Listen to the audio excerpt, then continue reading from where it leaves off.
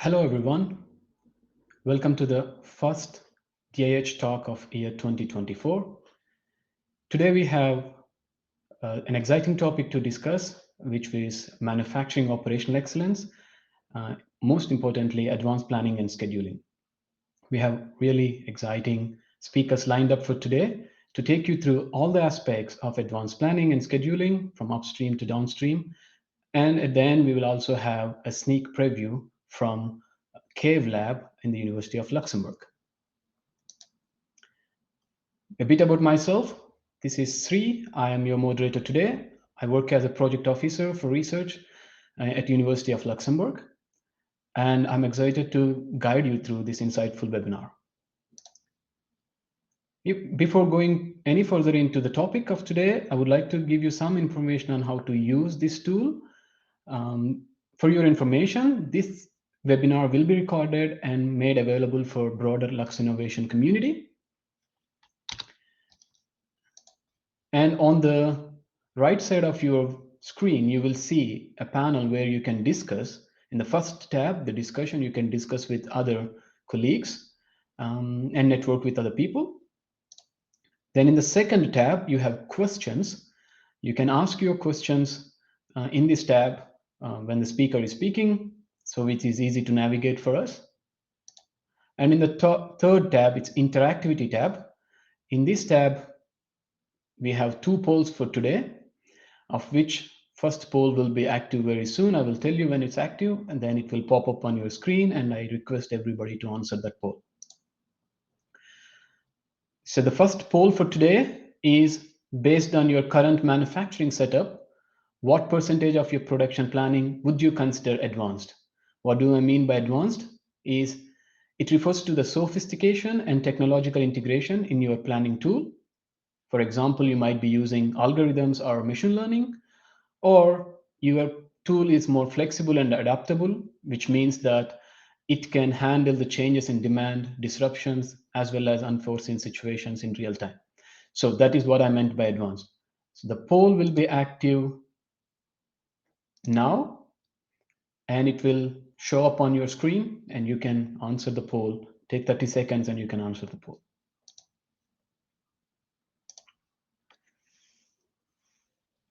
I hope the poll is active, and please answer. Yes, I see that answers are coming.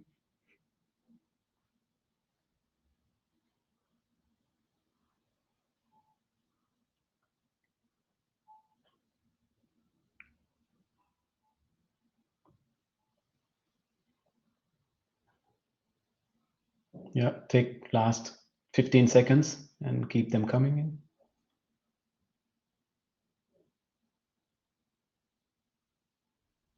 So I'll let you answer the poll, and I'll go to the next slide. Here is the lineup for today. We have 3 speakers with various experiences. So we have Francois from Traction, and we have Amandine from Deloitte, and we have Mohammed from University of Luxembourg. I remind you once again, when the speaker is speaking, if you have questions, please use the questions tab. It would be easy for moderator, for me to navigate the questions, and also it is easy for speakers to answer your questions. So the first speaker for today is Francois Stiga. He's a partner at Traction. He will take us through an important topic of why is advanced planning is important when the product complexity meets its volume. For example, you might be working with your Excel sheets, but when you have more production, what are the solutions that exist in the market? Francois has an extensive experience in helping a lot of manufacturing companies in Luxembourg and greater region, especially with respect to production planning and scheduling. So even after the presentation, if you have any questions, feel free to reach out to Francois, and I'm pretty sure he's happy to help. So the poll, I'm closing it now, and I will give the floor to Francois, and let's listen to him. Go ahead, Francois. Thank you very much, Sri, for the warm welcome. So good morning to everyone joining this morning. Pretty exciting topic. I want to go through that with a couple of different elements to bring a little bit closer what we believe advanced planning and scheduling actually is and why it is so important. and as Sri elaborated initially, big topic is when complexity raises, volumes get bigger, products get more complex, more different products. That's the basics why I'm so excited about doing scheduling and production planning in a different fashion. What we typically get confronted with is, as we said before, the typical easy setup with some whiteboards, maybe some Excel sheets, best case, where productions, people trying to do their best in the different departments. And I think there's a big problem behind that. And I want to state the problems first, then go a little bit through the benefits, not concluding to all potentials, but the big ones we typically see, and elaborate a little bit around the traction approach, why we do things a little different than you would typically see. If we dive into the element of what the typical problem is, so what we see very, very often is that it looks like many departments in production operations work nicely together. Every department, when you talk to them, they seem to have a plan. How accurate it is, that you actually find out when you dive deep, but they have their own plan very often. So that you do see that many departments actually are not very well connected. That means everyone's doing his best, but it stops at the borders between different departments, which leads typically to actually pretty bad visibility. If you look from a helicopter view at a GM level or operations manager, it's very difficult very often in many companies to see that overall picture across departments. So when it's very difficult to have that one-stop shop view and you say, okay, I look at one thing and I have a feeling of, are we on plan? Do things work out? Is it under control? Very often, very difficult to find in companies. The processes and plans behind do somehow exist, but as it's very static and very often very difficult to update and keep it updated, you're not prepared to things that just happen. Drop-ins, simulation requests, whatever you name it, it's very, very difficult today in many, many cases. Another element which we actually see is the impact between different departments. Let's say something happens in a department, but the department maybe that is next, it's very difficult to see what it actually does to the next department. So that's a typical issue of non-connected planning softwares today. And Excel, as many know, Excel is one of the preferred tools in the industry. It has its benefits, for sure, but very often it comes to very soon to limits. Last element of the problems we very, very often see is actually that simulation capacities and capabilities are very, very limited if you go to Excels and different tools, and maybe even ERP systems sometimes pretend to do good planning, but they're very limited in terms of forecasting and simulation capabilities if it comes to real capacity in production work. What the consequences very often, I think you see the picture on the right-hand side of the screen, it's very, very often we see companies that is uneven loaded. So one department in operation is struggling, the other one has only half of the capacity used, waiting for parts to come. There's actually an uneven workload, which is creating a lot of hassle in companies. It's actually unused capacity, and people do their best, but they cannot do more than the tool actually shows them. The typical fear of running low, I don't know if maybe you have faced that in your life as well. When you don't know, you rather have more to be prepared for surprises. And that's something that it's costly. And sometimes people don't really realize that everything that stands on your shop floor on top, or that actually sitting in shelves or half-finished product, is money. And that's something that actually you should not do. Okay. And commitments to the customer is another thing that very often, if you remember, and very often see operations managers and production managers, they would give you longer lead times. It's very difficult to make commitments, so you get a little bit more for safety. But maybe you lose the offer and you lose the customer based on this. Throughput time, another big element which we see very, very often. It could be better, but based on all the fears we have seen before, you buffer, you send back. You want to be on time somehow. And because the customer likes if you predict something and you actually hit your target date, but actually you could be faster and get more through the operations if that element of fear would not be there. Okay. On-time performance, another big element. I guess very often the KPIs you will see in your companies want you to be on time. Very often, unfortunately, it's sometimes more surprise and luck to get the on-time performance.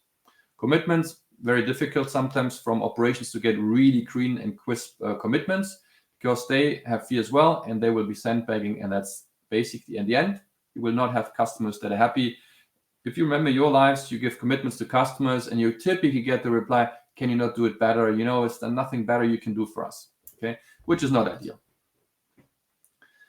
Important to us as a company as well, if we go into it, as we're not a pure software house, and I come to us who we are a little bit towards the end, a tool for us alone doesn't help.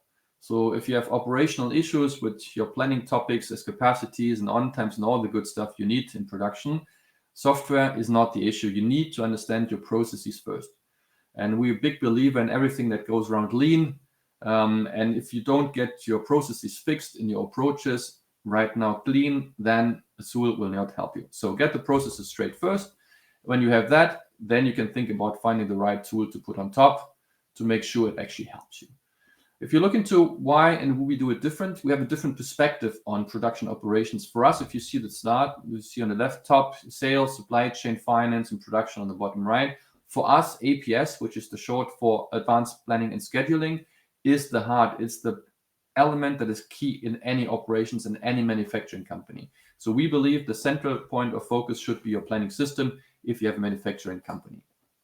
That's why we say for us, really, if you look into producing something, planning and scheduling is like the conductor of an orchestra. Someone has to tell speed, how high, how low, how fast people have to play to make sure it actually sounds nice. Every individual can play very nice, but if it's not coordinated between all the musicians, it's not going to be very nice. Trust me, I know from my past. So you need that conductor actually that gives the direction and helps people getting in line. Important element as well for us, if you think about the lean elements, is everything that came from Toyota back then. It's 40, 50 years old, the approaches, but still it's very, very important for us to change the approaches very often, how you think about producing elements and how things go actually through your production streams.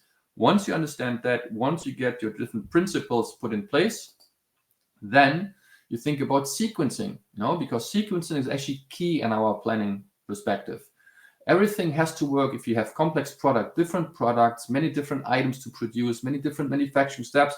Synchronization is the key element and the key word to be able to actually crunch your lead times and get things in line. From here, actually, what we believe then is the Excel tools and all the good other things, and maybe sometimes ERP planning modules, they come to an end with their capabilities. And that's why we believe there's dedicated tools, like, for example, I will show you a name towards the end, that actually does things and does things in the right way with lean concepts at the baseline, but a really powerful sequencing engine behind and calculation engine behind that. And that's why you need a good methodology behind how you do things. And what you see on your screen here is a little bit of picture. It sounds a lot, looks like a lot of colors, but actually that's what you need if you have a very complex planning. And this is an individual language that planners actually learn, and they understand in one look what's happening in their operations in the future. So standardize your processes.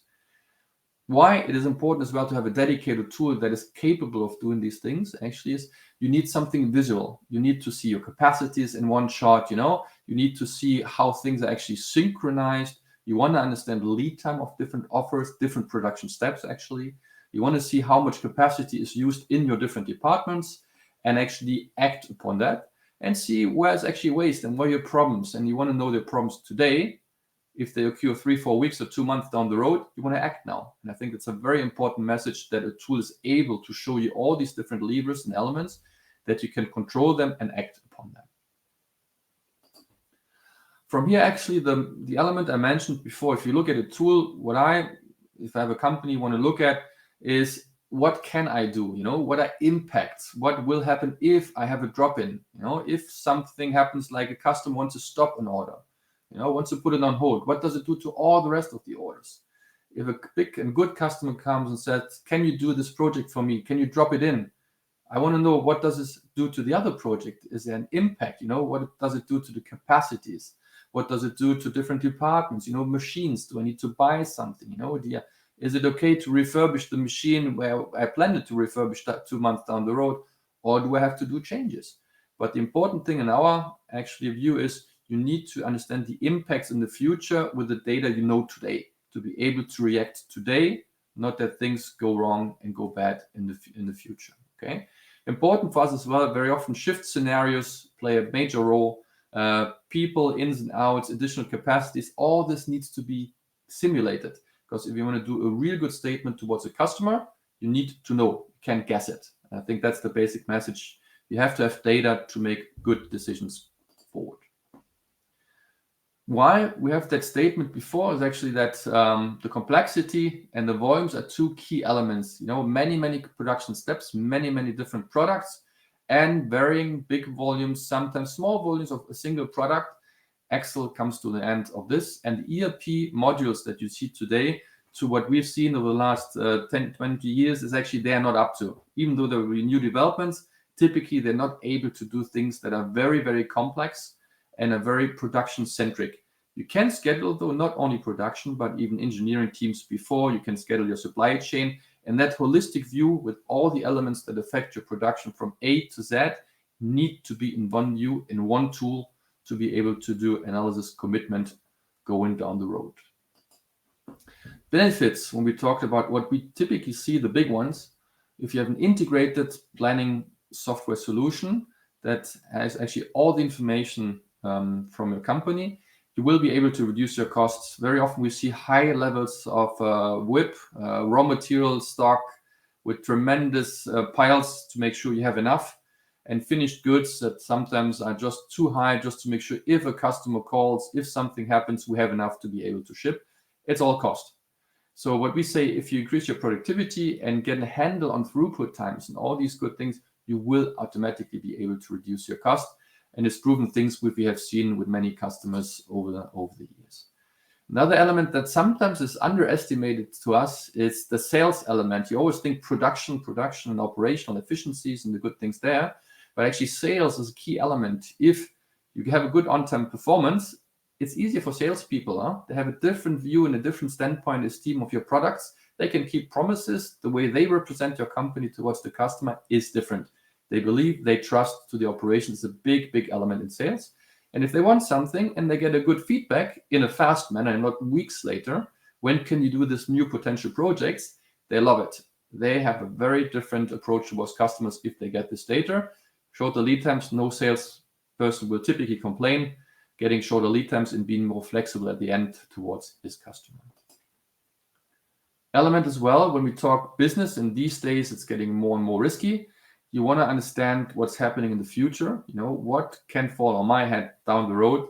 What can I do today to prevent that going forward? And that simulation capability we see in tools like for example, Asprova, which is the one we reckon here, is actually, it's very fast to do calculations. If I remember, like many years back, it took sometimes overnight calculations. You come back in the morning, you get your new schedule, you know what's going to happen in the production today. But tools like this, of this nature, nowadays they're able to do recalculation of the whole production, big production. You're talking minutes, Sometimes if it's a little smaller, you might be below 1 minute. And that enables you to do simulations. You can do it because it doesn't take half a day to recalculate your production going down the road. Okay, very important to us in the view and the mix between operations and sales commitments, and help the operations managers to be ready for things that happen down the road. Another one that we see, and you see some screens on the right hand side, is actually we're talking efficiency increases. Today, if you, in many operations, if you ask what's your capacity in different departments, you might have to run around to different department leaders. They will have to go to their team leaders. They will collect all the data, roll it up, and you might get some more or less accurate numbers and capacities and loads in the future. Sometimes planning horizons are a couple of days, maybe a week, maybe 2 weeks down the road. But to understand if the department is loaded like 1, 2, 3 months down the road, very often tools of a simple nature are not able to give you this. So what we want to do is actually understand and what's happening in a fast manner. So we had customers that are running around for a whole day asking different department leads, where are you? What's your plan for tomorrow? How far are you? But actually, I want to do that much faster. I want to be able to free up time of the planners to do proactive and value-added work and not running around all day. So super fast computation with very simple, basic PC needs. So we don't need highly sophisticated PCs for this. You want to front load things and not fight fires all the time. What we see as well is if you have a good, solid schedule that is all integrated, it enables much easier communication between different departments, between leaders and executing people in your departments. Visibility is key. It creates a very good plan where you can debate upon. And if you debate upon and people have a voice, they feel much more involved in what they do all the day. and you will see the accuracy and the likelihood that they meet their plans is increasing drastically. So that's a big element for us. I say efficiency, even in the planning itself, is a key for companies to gain the trust of operations people. If we look at today how actually this is done, we as a company have a different approach. For us, it's no nonsense. It's a big word we use for many years. It's no politics. Things have to be done. So we're not suit and tie people. We roll the sleeves up, and if we do planning, that means we know how operations work. And our approach typically is we don't sell software. We're not a software house. We're experts. We're from the industry, mechanical engineers, IT people.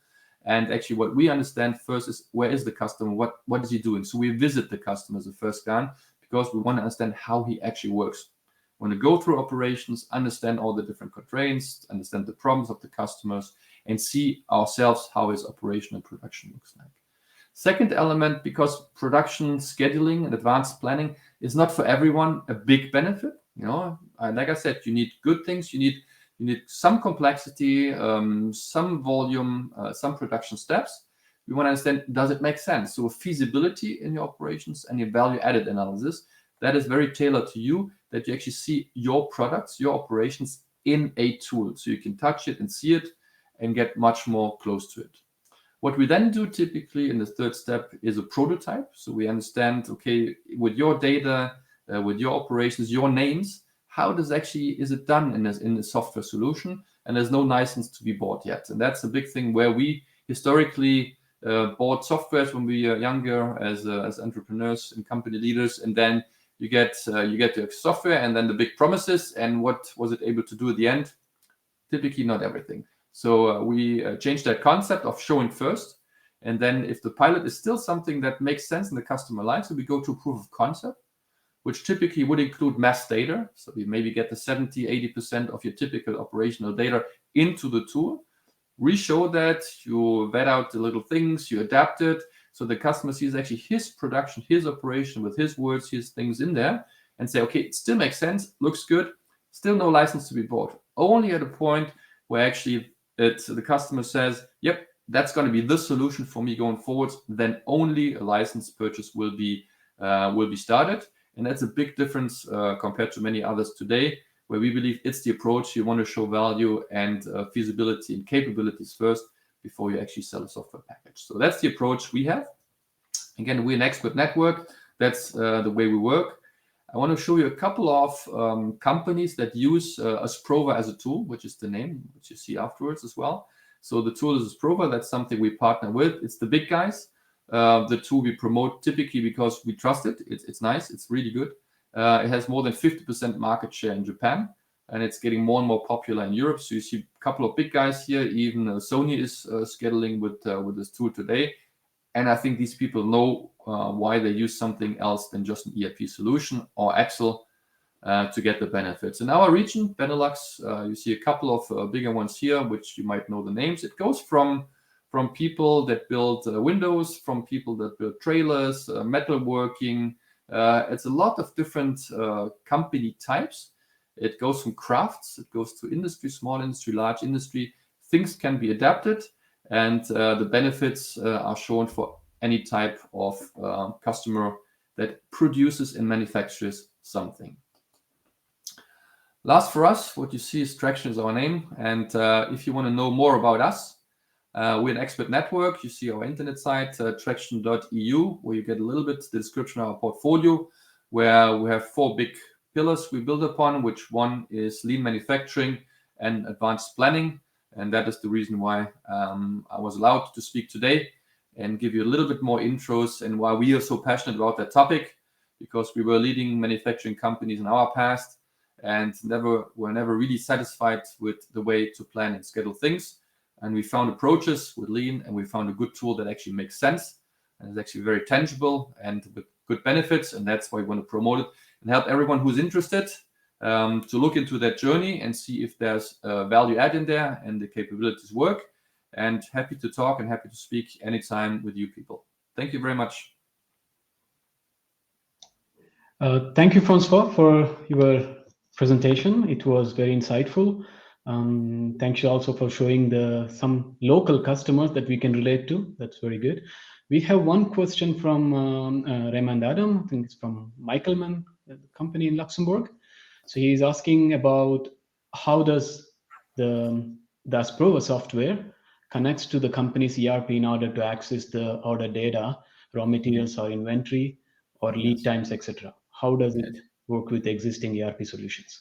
Yes. So it's actually what you have is connections between ERP system and the planning software. So let's use name API, for example. There's things that are standardized.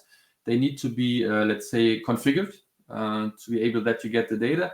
The most important to us is a set of data is only allowed to exist once. That means Asprova will take anything that is existing from ERP systems or other systems.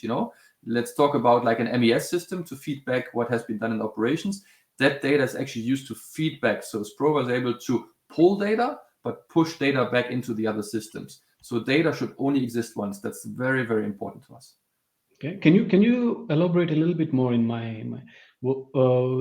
what do you mean by data should only exist once? That means that it will not be stored, it will not be copied. Let's say if you say you have inventory levels in your ERP system, I don't want to copy paste these information into the planning system. Okay. So it has to be a live connection between the data from ERP, which is used in the planning system, and maybe fed back then to the ERP system. So no copy pasting of data or duplicating databases, only one set of data. It's basically reading from ERP system rather than Absolutely. writing it to its own system. Absolutely. Very important, as well as the MES systems to feedback about advancement and percentage complete and so on, because I want to have a live plan, to understand what's happening right now, what will be the impact for tomorrow, for next week, and so on, to be able to act. Okay. So I have a follow-up question as we are talking technical terms. What is the level of customization you can do with Asprova? For example, I see 4 different companies working with 4 different products and processes. What level of customization is possible with it? So the beauty about, and that's why we like the tool, we looked very long to find something that actually makes a lot of sense. It's not programmed, it's configured. So there's no code to be written. There's more than 8,000 parameters as a basic in the tool they can use, to actually configure your way of producing things. What we say today, anything where you can put a rule, a mathematical sense behind it, you can plan anything down to the second. As long as you can put a rule and some logic behind it, you can schedule anything, that goes from baking bread, that goes through cutting steel, that goes through assembly of electronic, it's anything. As long as there's a logic and a rule behind, you can actually configure it. Okay. We have another question from an audience asking about, do you propose a local or cloud solution? I guess it's mostly for maybe running the software or maybe storing. Yeah, or maybe... I think it depends. Yeah. That's the simple answer. It depends on how the IT setup typically is in the company, but it's more a local solution now to have control. But again, all the details, it depends on your typical infrastructure, how you set up. Do you run your ERP in the cloud today already? Do you have a local installation of your ERP? There's many elements that you have to understand. That's why we say there's not a one-stop shop. You need to understand and make the right setup to actually do this. Important though is for us, if you think about, that seems to be a high computing power, like a very simple PC does the job. The logic is so smart behind it. You don't need like power PCs and big centers to actually do that. It's not required. Okay, Francois, as we still have a little bit more time, I would follow up with 2 general questions, which would be useful for every audience here. What are the typical challenges that the companies normally face when implementing Asprova? I just use the software name because I could say even APS, but let's say Asprova. Yeah. It doesn't matter in this case. So if it's a powerful tool of that nature, so typically what we find is that companies, they don't really they think they know how they produce, but very often the understanding of the real processes is sometimes lagging. And second, very often you have to adapt your processes to be leaner and be able to have a meaningful planning and scheduling behind. That's why we say we're not software vendors. We want to understand the processes. Very often you have to change your processes. You talk about tag times, you talk about lot size. There's many different things in that context. if you want to go more to a pull approach in your production, there's sometimes mindset and process changes that have to be done, to then be able to plan something with a tool that is actually meaningful. Okay. Well, then my last question is, let's say I'm a manufacturing company in Luxembourg and I would like to, let's say, test your tool. So what are the key considerations that I need to do before contacting you? Yeah, but I think you can contact us anyway. that's not the problem, because we typically what we want to have, we have an impact on the greater region of Luxembourg. That means we are the company want to do things that actually help the industry. That's a little bit philosophical, but that's the way we are. And once you have a first discussion, we want to typically see operations and understand. We will go and talk with you on site. That theoretical talk is not too much our business. We want to see how you produce, and then have an educated discussion on your shop floor, how things work today, what are potentials, what are likelihoods that it works, and then have that discussion with you and debate. And if that makes sense for both sides, chemistry needs to work, mindset needs to work, then we would actually go the next step and don't waste anyone's time. But we want to be on site and see how things are produced. Okay. One last and very quick question is, like, you have 4 or 5 customers in Luxembourg, probably running for the last 3-4 years, maybe longer. How is their experience, and how often do you need to intervene to solve issues? Yeah, so issue solving, honestly, is very minimal. If there is production changes, sometimes we need to support in terms of process adaptation, how the tool works. But the planners in the company is a very, very, very important role. As you've seen before, for us, it's the pivot point in any production company. The planners have to have at least 1 or 2 people that know what they do. It needs to be their job to understand this, And then the support is most often introduction maybe of a new product.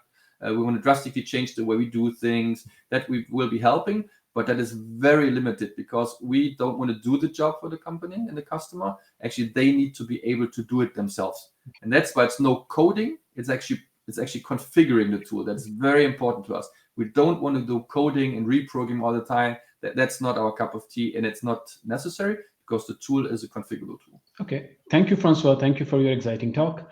Welcome. Maybe you can stay around and answer a few questions on the chat if they arise until the end of the webinar.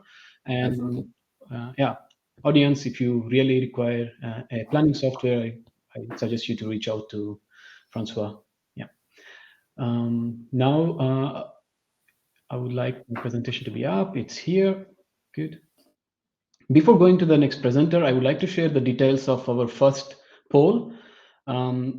As expected, 85% of Luxembourgish, or our audience, considered that their current setup is only from between 0 to 25% advanced, and 14%, which is only one respondent, considers it's between 25 to 50%. So we see there is a lot to do in greater region, especially in terms of advanced planning. So yeah, we are happy to bring this topic to your attention. Yeah, I would go to the second poll. The second poll talks mostly about the technologies. So what technologies that interest our audience here in terms of planning and production? For example, would you prefer a cloud-based planning software, or would you prefer an artificial intelligence and machine learning-based software, or digital twins, or finite capacity planning, or others? If you have anything that I did not cover in these 4 options, maybe you can post it in the comments or discussion tab. So I will start the poll now. I hope you have it. It's popped up, maybe. Take 30 seconds and please answer this poll. While you're answering, I would like to apologize that our second presenter, Amandine from Deloitte, could not join us today for personal reasons. However, I would promise you that in our follow-up email to you, we would try to get her insights through presentation to you. But for today, we need to apologize that she could not join, and that's why we will go to the next presenter. That is a sneak preview from my colleague in university, Mohammed. Mohammed will today present about the CAVE Lab. It's a recent initiative from University of Luxembourg in collaboration with the Massachusetts Institute of Technology in the US. He will give us a preview about the CAVE Lab and how you can use the CAVE Lab infrastructure for your benefit, as well as the benefit of the network. So, Mohammed, you will have the floor now, and yeah.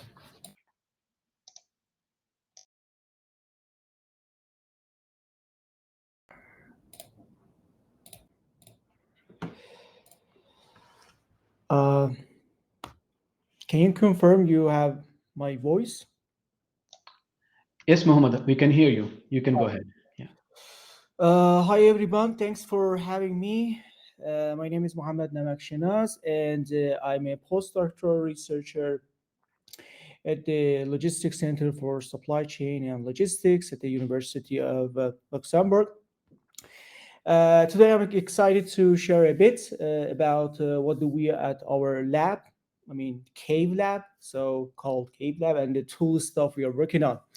So uh, now people ask what they deal with your Cave Lab. So, it's simple. Cave stands for computational analytics and visualization and education. We are all about taking research to the next level that meet the business requirements of our corporate sponsors. So, uh, we are also a part of MIT Global Scale Network, which is a network made of 5 innovation centers spread across 4 continents. Each of these centers chips in resources to conduct joint research, run educational programs, and team up with the corporate sponsors. In this network, we bring facility researchers, students, and the companies to work on projects to shake up the world of supply chain and logistics.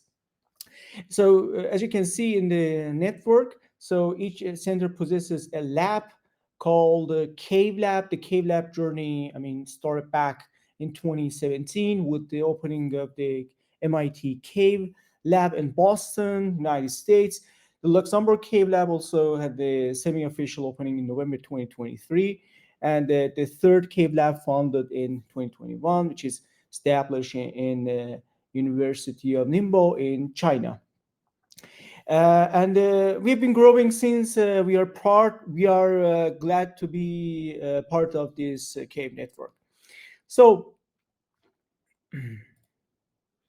our research and expertise, as you can see in this slide, are not limited to these topics, but mainly about the digital procurement, like measuring supplier performance, measuring and managing price risks. And speaking about supply chain design, we optimizing supplier networks and routes, improving supply chain resiliency, agility, robustness, and when it comes to logistic management, we try to improve the efficiency, distribution, and transportation, and choosing which location is best for the warehouses and distribution centers.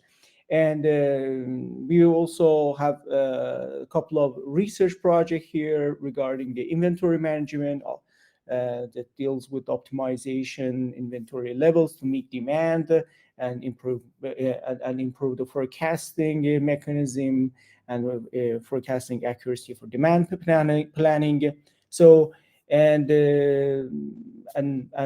you can see, revenue management, which has to do with optimized pricing and measuring and increasing customer value.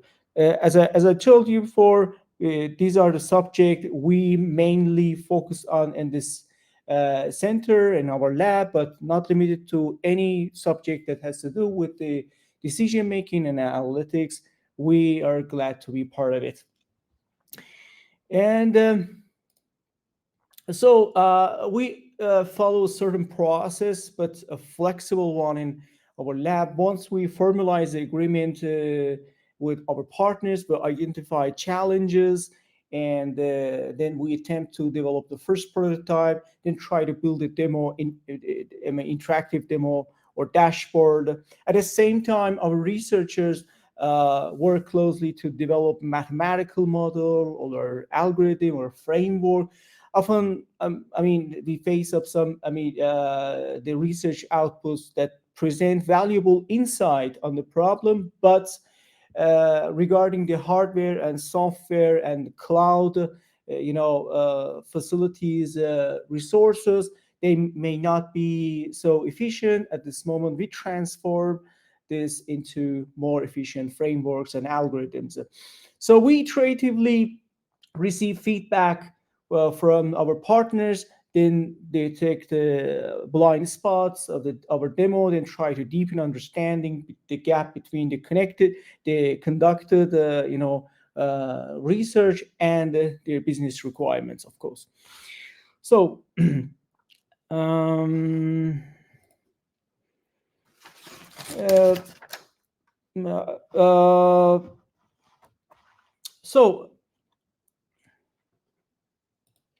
our services and products are mainly categorized into two groups, let's say. First up, we've got our open source frameworks. These frameworks are like toolkits that everyone can use. No need to ask for permission from us. You can grab our framework and use it to build or develop your own decision support system. It's all about catalyzing innovation and making it more accessible. So these are our open source frameworks. So as its name implies. So then there's a custom stuff. We sometimes company need something that is tailored to their business requirements. That where we come in, that we work with them to create decision support system, web application, or interactive dashboards that fit their business. And so you can see the so let me bring it. So regarding the open source frameworks, we have so far developed 4 frameworks. The first one is the Magnite framework, which we build and develop in the LCLKF lab, which is used for rapid prototyping and dashboarding. And the second one is our generic supply chain framework. We use it for various logistic and supply chain problem. So if you have a supply chain or transportation or logistic problem, so you can use this framework as a base and build your own support system or web application on the top of it. So then we have a power analytics web app to forecast the future electricity prices. This is primarily funded by the ArcelorMittal, but then we develop something a bit sophisticated and complex out of it, and now it's our base for any forecasting, web analytics. So and the fourth, our API for the parameters that affects the electricity prices, covering 30 countries in Europe and 44 bidding zone. It's basically at the end you have a database, but it's a pipeline that monitors the data from different sources, grab it, validate it, clean it, and then we have each and every day we have a clean and reliable source of database. So this is the first example. So regarding, as I told you, this is our generic supply chain framework. So you can see the UX, UI design. I mean, it's look and feel is looking like this. So this is available in open source in the GitHub. Anyone can go and clone it and use it for our own project. And this is our next web application we use for the forecasting, PowerPri forecasting. This is again open source and anyone can use as a base framework. So what is the competitive advantages? Everybody building these web applications anywhere. There are certain competitive advantages over in this lab. We are building this product. First, I want to talk about why our open source frameworks is so special. It's about, about collaboration and rapid prototyping. We can all work together to create awesome dashboards that suit everyone needs. And speaking about the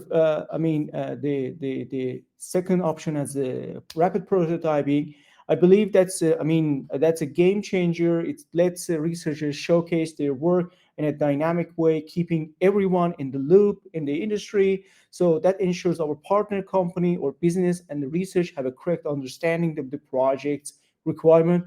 It can also be seen as also developing an intuitional result of a mathematical model to improve trust. So basically, the research output of our research is the mathematical model or framework, something that is a bit abstract. We transform it into a practical one. So regarding the high availability, high level of customization, the framework, so we have been designed in a way that they can end user friendly and they can be customized with the least possible effort, with least possible programming knowledge. So in the next to knowledge transfer, obviously this is a two-sided cooperation, but working closely with the expert in various industry. We can deepen understanding of technical requirements so that gives our research efforts to be in more targeted and effective manner. And last but not least, when our partner receive research, it often requires deciphering it into actionable business requirements. So they might be forced into allocate, tangible, forced to allocate, budget, time, to human resources to develop somehow tangible outcome from these research projects and enhance the value added to the company. So through this collaborative effort in our lab, we streamline and we facilitate this process, thereby significantly reducing the development costs. Thank you for listening. Yeah.